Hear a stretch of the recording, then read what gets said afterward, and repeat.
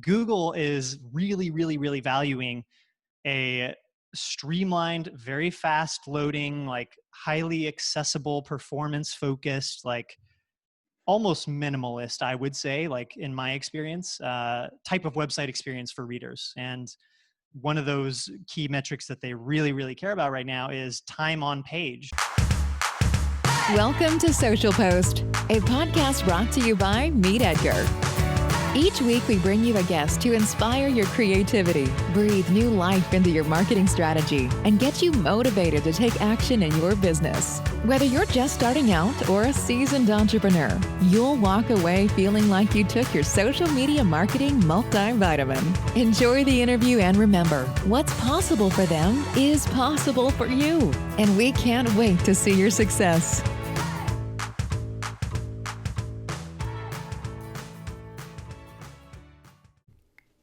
This episode of Social Post is brought to you by Meet Edgar. That's right, we're sponsoring our own podcast. We are the social media automation tool that saves you 8 hours a week on your marketing strategy and gets you off the content creation treadmill. If your social media could use a makeover, come try our category-based evergreen schedule today. We're offering a free month to Social Post listeners when you use the code SOCIALPOST upon checkout. Now, let's get back to the episode.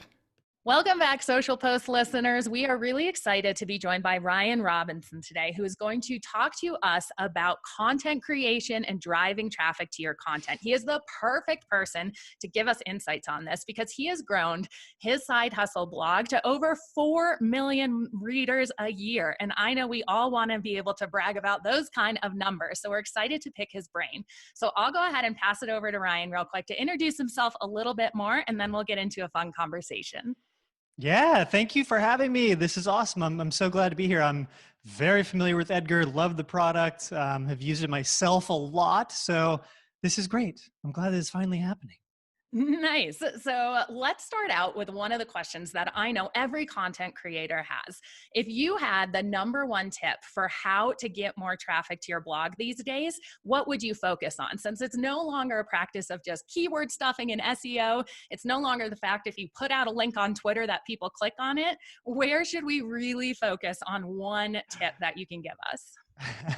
Choosing just one is really insanely difficult for me. So I'm going to give you that caveat because my very close runner-up, I'm just going to mention real fast, is that I think if you're able to build an authentic community on social media, or rather like one social media platform, at least to start, then that can be by far one of the best, most sustainable traffic sources. But, you know, for me personally, like I've really leaned into my own superpower of just being able to like really strike the best balance between checking off all the like on-page SEO best practices well for what tends to be honestly hyper long form content, like 5,000 plus words. And then also just doing, this is my number one thing, doing a ton of relationship building to where I end up guest posting or find like really cool win-win other opportunities to collaborate with other people who have great sites with similar audiences and high domain authority. But that tends to manifest itself the most, I would say, as guest posting. Interesting. Very cool. So you mentioned the length of your blog posts these days being like 5,000 words, did you say? Do you feel Rarely like below. do you feel like those longer blog posts are leading to more traffic and leading to be found better? Is there a perfect length, or is there no one right great answer for that? I think you're right about there's not a perfect answer. Okay. I think it's highly contextual based on who your readers are, Mm-hmm. what the exact topic of the content is, how competitive the keyword phrase is. Honestly, lots of variables I think dictate how long your content should be, but I'm also a big fan of believing that there's not a perfect length for anything. And just because, you know, maybe today Google's ranking the top 10 posts and they're all 1,000 words, that doesn't mean you can't come in and supplant those results with something that's like 5 or 10,000 words long, right? If you have a really good hunch and ideally some research about who your readers are and how you can best satisfy them. But I think like one really powerful thing that I've been experimenting with this year and want to do a lot more heading into 2021 is like really focusing on the combination of written content with a YouTube video. Ooh. And pairing that together right on a blog post, embedding the video. I think there's some like really unspoken magic going on behind the scenes with when Google detects, embedded YouTube links and a channel owned by the website owner. I think there's some magic going on there, but I think you can get away with having shorter form written content if you're also satisfying the, education needs or informational needs of your readers in other ways, whether it be video, or I've seen people do some really cool stuff. Like Mark Manson comes to mind as someone who offers an audio version of at least, his most important content, where you can just kind of play and listen like it's a podcast. So I think there's something to be said for offering like multiple different formats and being very thoughtful about the length of your content. I find I'm trimming a lot of my articles that are in the 20,000 word range. I'm taking content out very thoughtfully these days. Interesting. Cool. And you're saying, so I love this idea of offering people to be able to consume your content in multiple formats, because some people like watching videos, some people like reading. You want to satisfy everyone, that's for sure. So when you're actually doing this sort of video on the blog post, are you just basically talking about that topic, or are you just like reading the blog post in that video? Is it the exact same content, or is it like complementary to the blog post?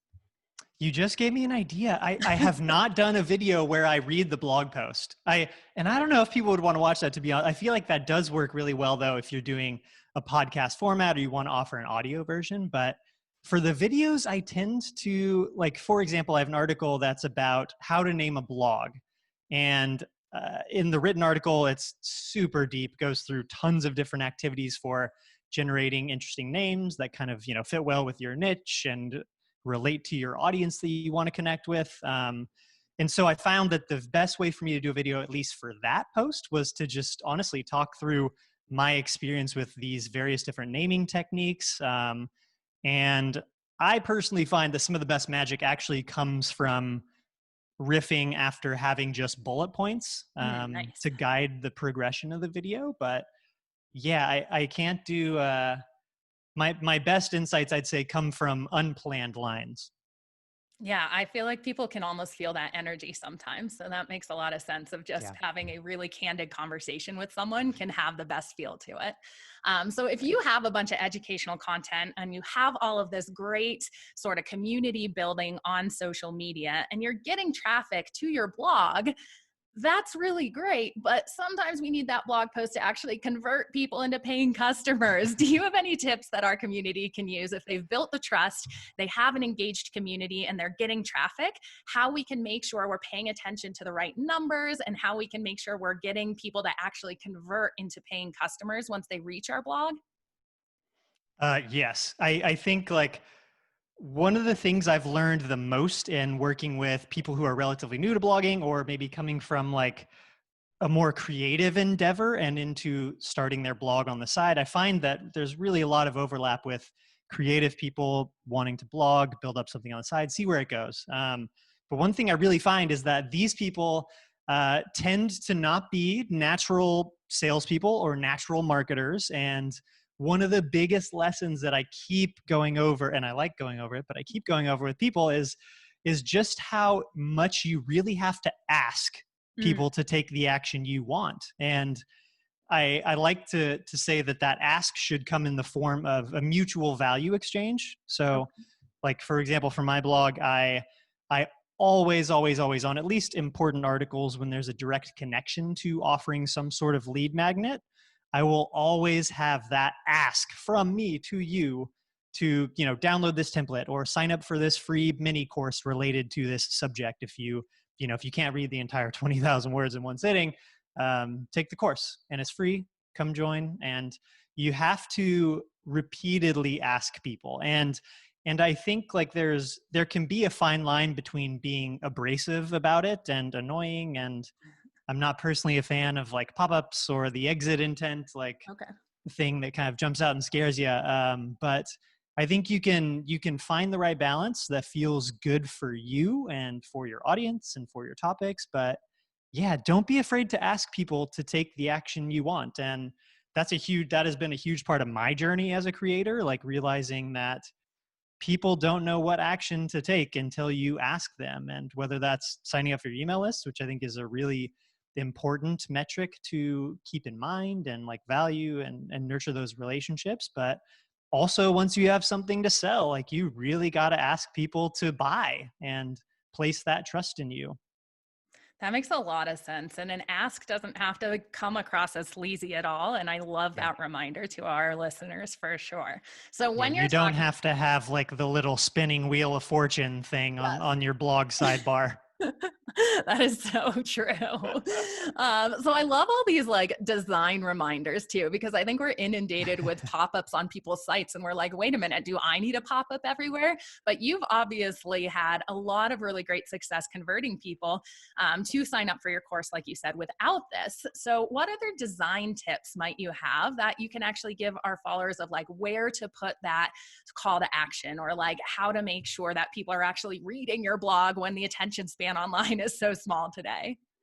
I mean, it is a challenge, and ask me next month, ask me next year. I might have a different answer for you, but like today, I have really optimized my blog for creating what I think is the best user experience. And I've like tried my best to really test that and like listen to what people have to say and make changes regularly based on what I'm learning and seeing. But yeah, I do think that involves like at least sometimes removing a lot of the things that you personally find annoying about other internet experiences, but not always. I'm learning to like never say never about things like exit intent pop-ups, because I'm not always necessarily my target audience. Like I there's overlap for sure, but people are different. So I think like, at least from a best practices standpoint, like Google's really, and I always view things through a lens of organic search. So forgive me if it's not as applicable to, social media traffic, but Google is really valuing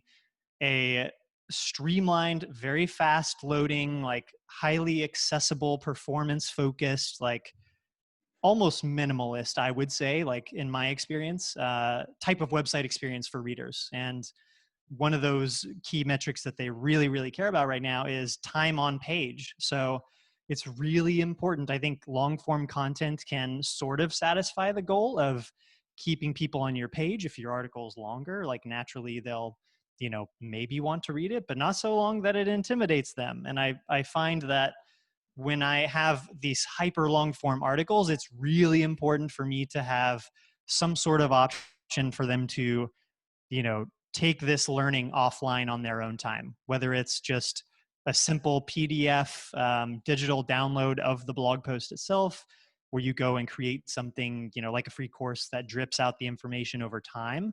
I think that's really important to the experience on the page for your readers. And I would say like start with your most important articles. Don't do it for everything. I don't do it for everything.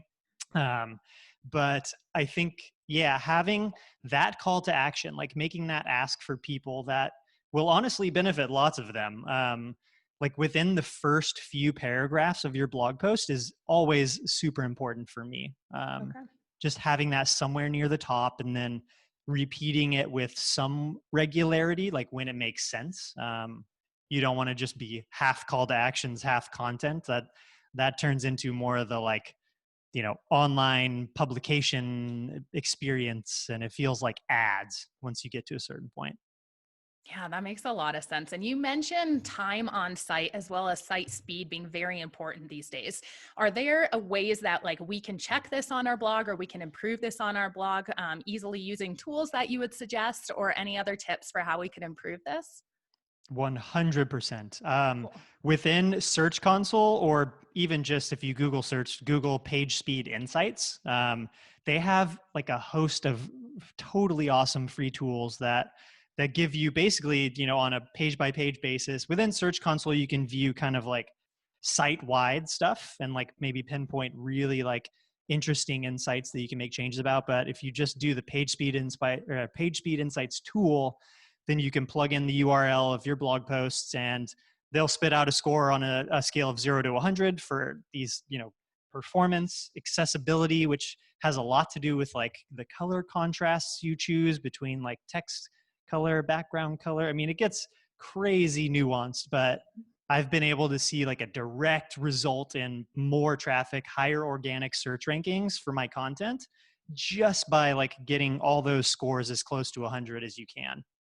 Very cool. We'll go ahead and put that in the show notes and definitely check that out. That sounds like a really easy win Yes. for our you listeners to be able to And it's improve that free. speed. It just takes a little time. Yeah, nice. Very good. Cool. So I am very curious in the idea of how you are getting the keywords that are getting found in Google. You mentioned that you're very much big on Google search, organic search these days, and getting that SEO. Now, we can all just kind of brainstorm keywords that our followers might be searching in order to learn the topics that we're an expert in. But are there other ways that I can make sure that I'm really targeting keywords for my ideal audience? 100%. I mean, I think at the end of the day, the best answer is always ask them, talk to Nice. them. So Like go to simple. these, yeah, go to these Facebook groups, like engage with them on Twitter. Like your audience is out there in so many different places. And if you just start with honest conversation and I mean observation, really like listen to what they're talking about, like join Facebook groups related to, you know, Twitter if you have a blog that you want to talk about Twitter, and see what people are discussing, and you're going to get insights that might be good blog posts to write about. And that might be is when it comes into play with a tool like Ahrefs or Moz, and you can plug it in and check keyword volume and balance it with how competitive is.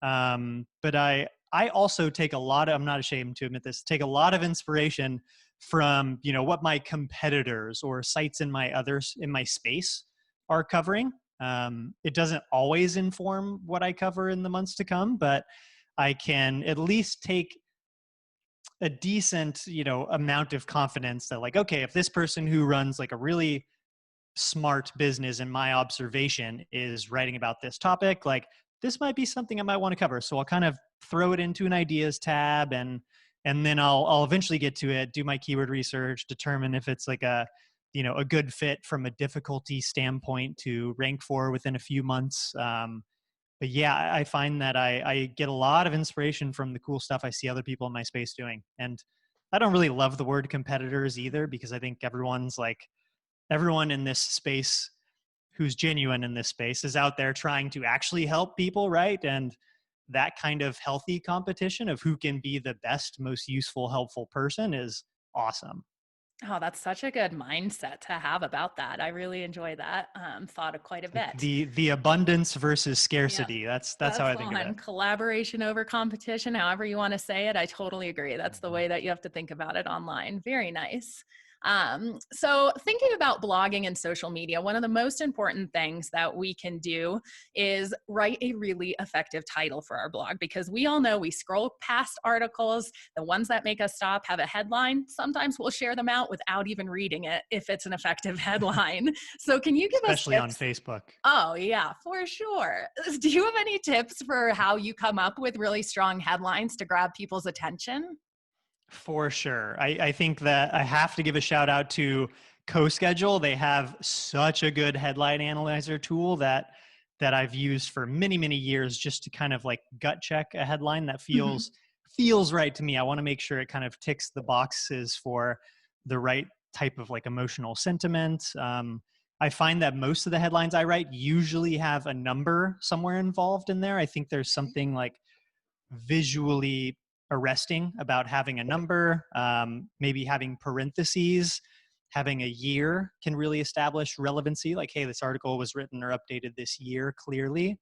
Cool. But yeah, like I tend to really focus my titles on showing potential readers that this article will solve your problem or will give you the insight, the advice that you're looking for. And I actually have a really in-depth article about how to write a headline. And there's a ton of cool examples and ideas in there.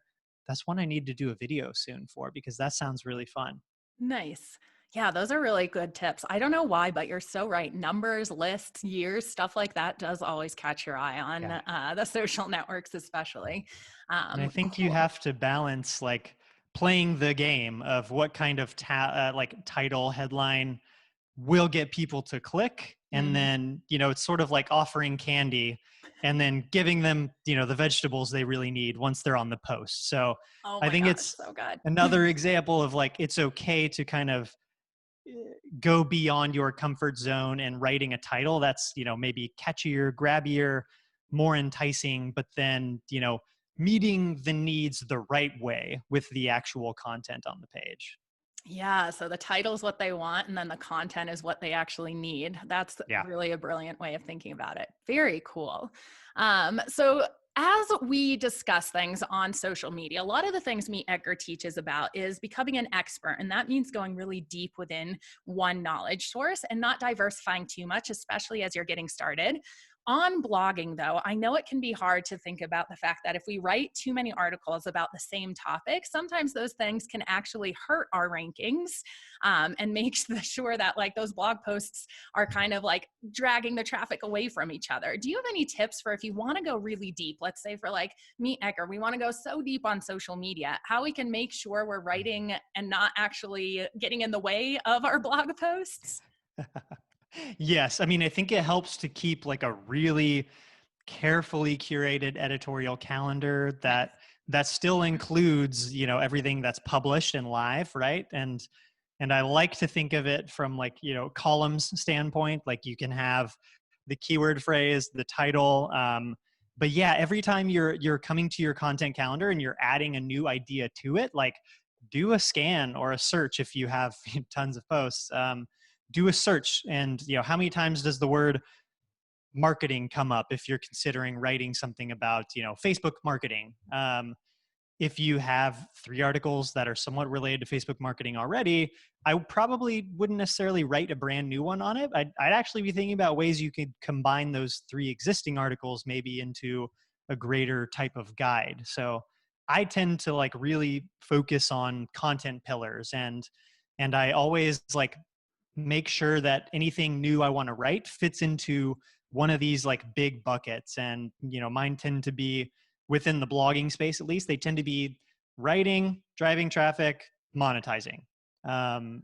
And from that perspective, I know like when I get a new idea, like it has to fit into one of those buckets. And I'll always just make sure that checking with Ahrefs or Search Console, seeing like if there's potentially a post where there might be some overlap or some keyword cannibalization, like I'll just do a quick check to see what kinds of keywords Google is telling me this article already on my site is ranking for. And that kind of informs for the most part like what my decision should be if there's something somewhat similar. But I mean, gosh, to be honest, you got to get to hundreds and hundreds of articles, in my experience, before you start like really cannibalizing.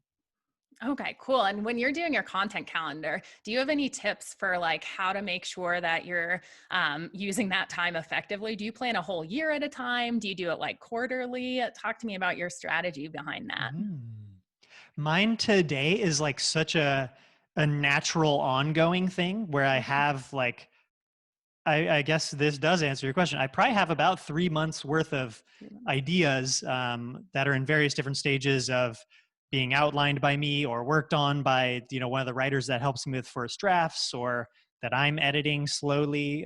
So yeah, I think it's healthy to have a nice buffer of stuff you'll write for about a quarter.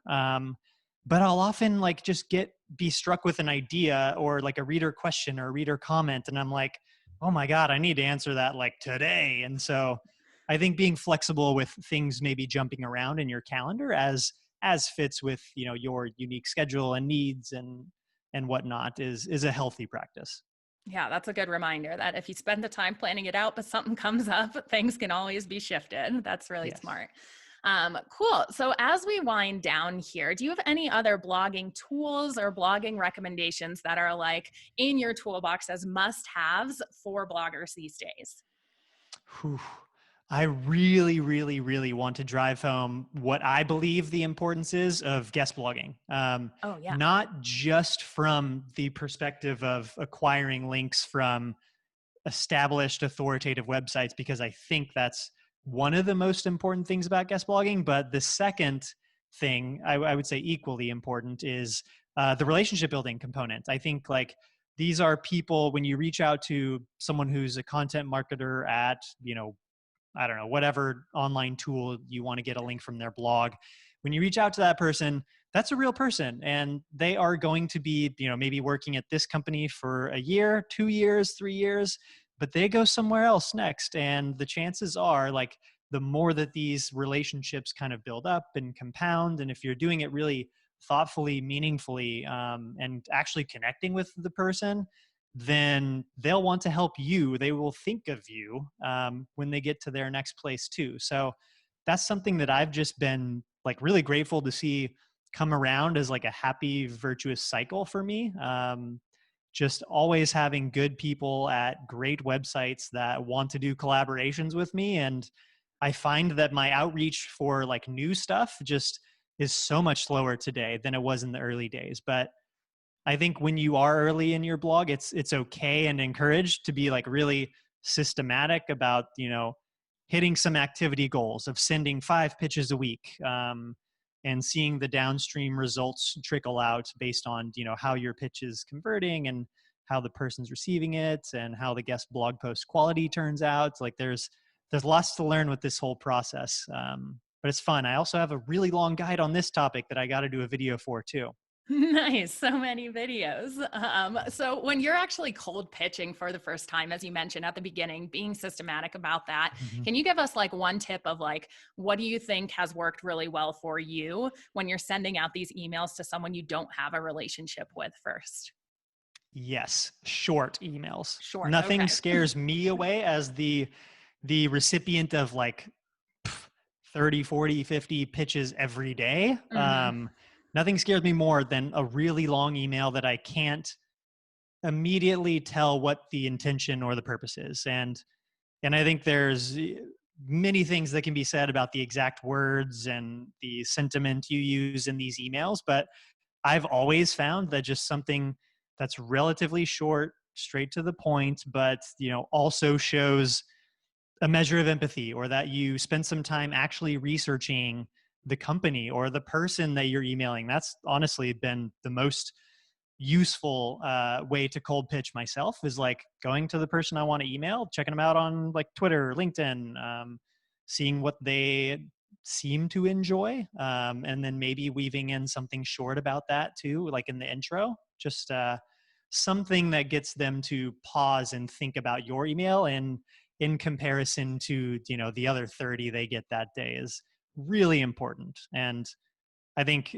subject line also, last thing, subject line, like don't make it a game, like don't be long, like the most successful subject line for me is collaboration idea, or quick question, like something that's not misleading, but also not like the title of a blog post. I see lots of emails pop up in my inbox that are pitches for guest posts, and they just like list out the title of the guest post they're pitching, which it seems odd to me, but Oh, yeah. those are all such actionable tips. I love how many things we can take action on from this chat today, guys. If you're not going out there and collaborating with people, this is something you can do for free. You have access to Twitter and LinkedIn to find these people and send them those pitches. Make sure you go to that site speed to make sure that your site is up to speed. We'll put that in the show notes for sure.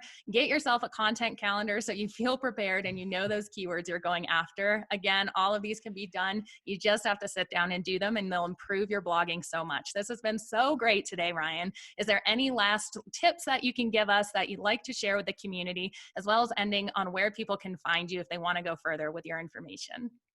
Yeah, thank you so much for having me. This was great. This is like my favorite topic to geek out on, so I Nice. appreciate you giving me a platform to do that. But yeah, my blog is just ryrob.com, RYROB, and I have a crazy amount of free resources. Some of it you can read, some of it you can watch, some of it you can download. I have courses there as well. But yeah, that's kind of my home base, and thank you. Perfect. This has been really great today. Thank you, Ryan. And guys, if you have any feedback at all, be sure to tag me, Edgar, or go and find Ryan on his website, RyRob. And we can't wait to continue the conversation. Thanks so much for tuning in. And be sure to keep the conversation going with us on social. We're at Meet Edgar on Instagram, Twitter, and Facebook. So let us know your biggest takeaway from today's episode. And don't forget to tag us. Visit www.meetedgar.com and start a free trial to up-level your social media marketing strategy today. Happy posting!